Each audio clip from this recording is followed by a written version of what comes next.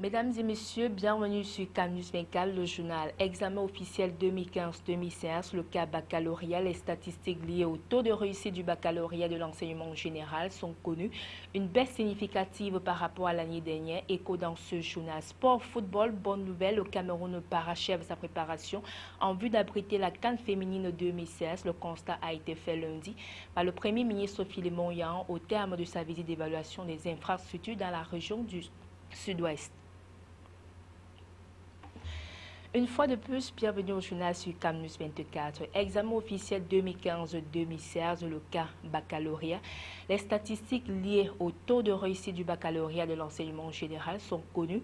Sur 104 692 candidats en course cette année, 52,72% ont arraché leur ticket pour l'enseignement supérieur, une baisse significative par rapport à l'année dernière qui avait enregistré 57,14% pour 90 759 candidats présentés. À la Direction générale des impôts, cette fois, le bilan du premier semestre 2016 a été dressé lors d'une réunion de coordination tenue vendredi à Garoua. Le regroupement qui intervient après la fin du premier semestre 2016 a permis de faire le bilan à mi-parcours des performances de l'administration fiscale. Organisée pour la première fois en dehors de Yaoundé et Douala, cette réunion a été l'occasion de lancer la réforme de la déclaration pré-remplie de la taxe foncière. Les détails avec Jusqu'à Aman Bonnier et Eric Tichon.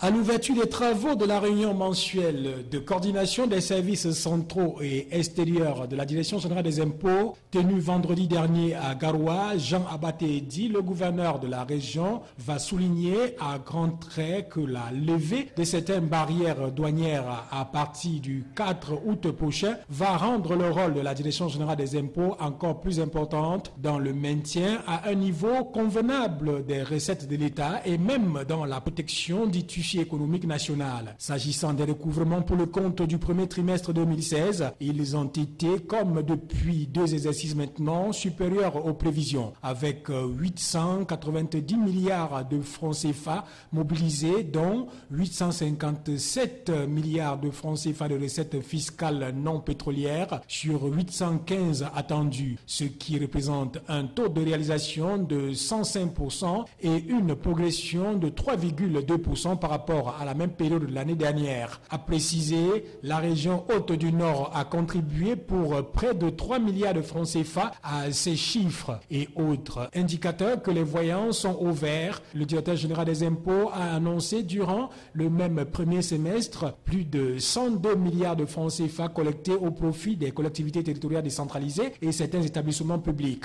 En rappelant le contexte dans lequel ces performances ont été réalisées, à savoir une poursuite de la baisse des recettes du pétrole, le directeur général des impôts, Modeste Mopafatouan, a indiqué quels sont les fruits de l'ensemble des réformes et mesures engagées depuis 2 ans maintenant par l'administration fiscale sous l'impulsion du ministre des Finances.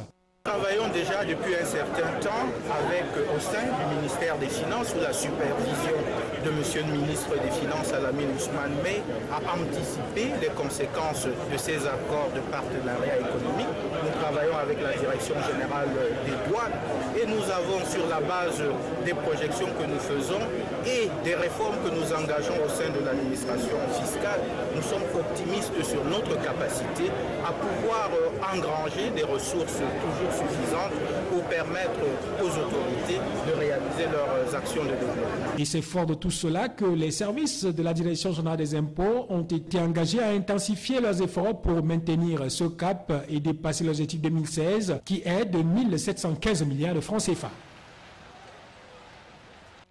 Chambre des comptes, le président de la juridiction financière, Mag Ateba Ombala, exhorte le ministère des Finances et celui de l'administration territoriale et de la décentralisation et leurs services déconcentrés de pouvoir peser sur les organismes et entités publiques placés sur leurs autorités pour une production régulière des comptes de gestion et ou des états financiers, la mise en œuvre des recommandations de la Chambre et aussi de prolonger l'action de la Chambre dans la notification de ses actes et l'exécution de ses décisions tant au recouvrement des amendements. Le point avec Jean-Pierre Bitongo, Joseph Ateba et Adi Dia.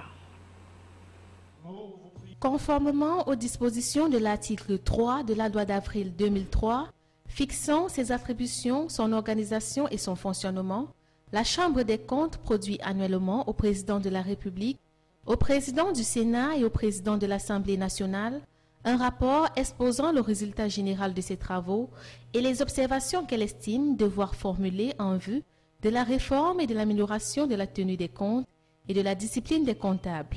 C'est dans ce cadre que rentrait la cérémonie organisée ce 10 juillet 2016 à Yaoundé avec l'appui du ministère des Finances et qui a regroupé les responsables des collectivités territoriales décentralisées, des établissements publics administratifs, des entreprises du secteur public et parapublic, des trésoreries pairies générales, des agences comptables et des recettes municipales. Nous pouvons revisiter nos missions pour voir qu'elles ont augmenté, elles se sont élargies et voir que nous sommes passés effectivement à la phase concrète. C'est-à-dire que j'espère que les uns et les autres, vous avez le rapport, vous allez constater que ce que nous disons de la production des comptes a un contenu palpable. Le jugement des comptes, vous retrouvez des arrêts qui sont rendus, vous retrouvez des rapports sur les contrôles des entreprises, secteur public et parapublic, vous retrouvez les avis qui sont émis, n'est-ce pas, sur la loi de règlement 2014.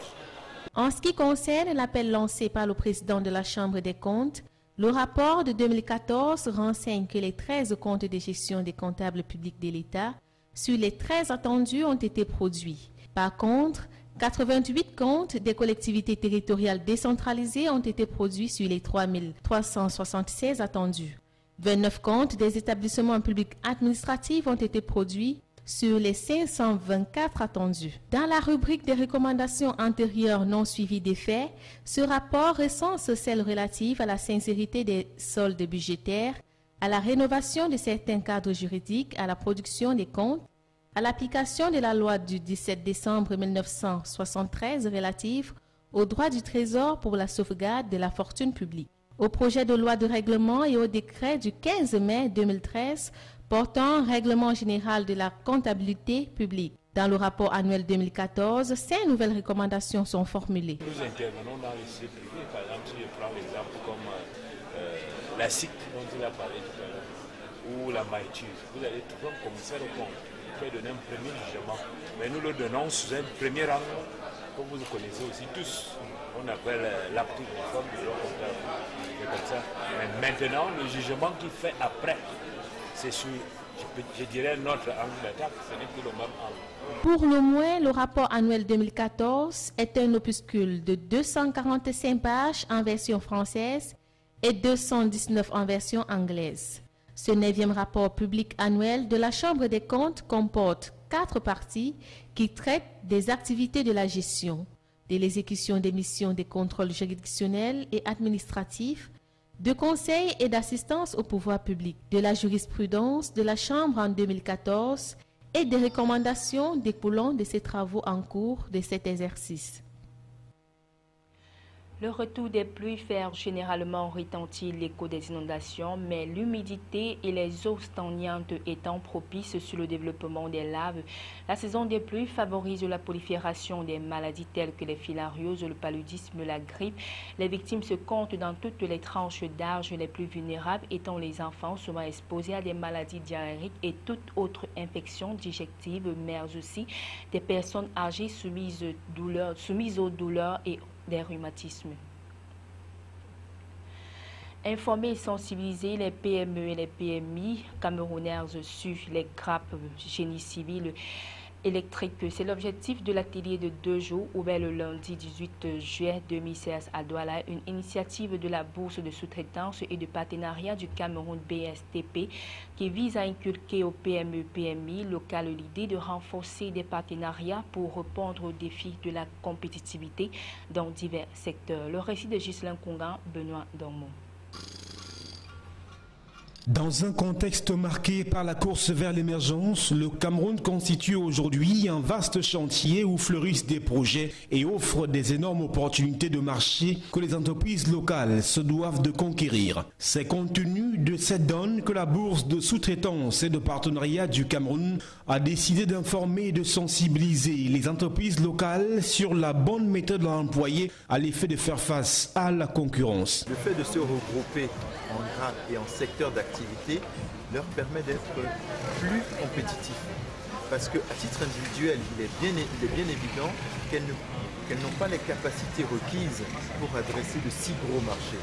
Le projet de construction du barrage de Nachtigal, par exemple, est un énorme projet qu'une entreprise à titre individuel aura du mal à capturer. Or, constitué en grade d'entreprise dans le secteur du génie civil, le secteur de l'électrique, leur permet d'être en capacité technique, organisationnelle suffisante pour pouvoir satisfaire aux donneurs d'ordre de ces projets. L'atelier ouvert ce lundi 18 juillet 2016 et qui va durer 2 jours cible 2 secteurs jugés incontournables dans la réalisation des nombreux projets de développement du gouvernement camerounais. L'on a d'une part le génie civil avec la réalisation des ouvrages à l'image de la construction des routes et d'autre part le génie électrique qui s'articule autour de la construction des nombreux barrages comme celui de Nachtigal.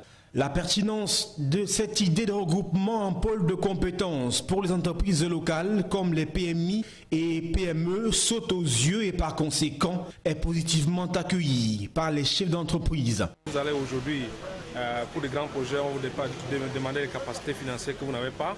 On va vous demander un pôle d'équipement que vous n'avez pas. Mais d'ensemble, vous pouvez mettre tous vos équipements ensemble, et toutes vos capacités de financement ensemble et toutes vos capacités techniques aussi ensemble. Ça peut vous permettre de gagner des gros contrats. Il est désormais question au sortir de cet atelier de capitaliser tous ces enseignements afin de renforcer les partenariats entre les PME sur le plan local et relever les défis qui s'imposent.